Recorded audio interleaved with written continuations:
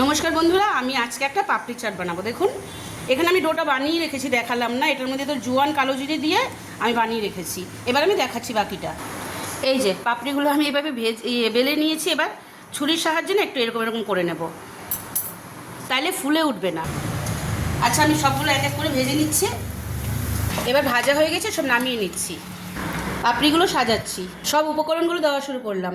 আলু, শসা দিচ্ছি, পেঁয়াজ দিচ্ছি, ধনেপাতা কুচি, কাঁচা লঙ্কা কুচি, বাদাম, ছোলা, মটর, বিট নুন, চাট মশলা, গোলমরিচের গুঁড়ো, তেঁতুলের চাটনি, টক দই, টমেটো সস, ঝুরি ভাজা। কেমন লাগলো বলবেন একটুখানি প্লিজ। আমাকে একটুখানি ফলো করবেন, আমার চ্যানেলটাকে ফলো করবেন। আমার আজকে যে পাপড়ি চাটটা বানিয়েছি এটা কেমন হয়েছে আমাকে জানাবেন। আচ্ছা, পরের ভিডিওতে আবার কথা হবে, দেখা হবে।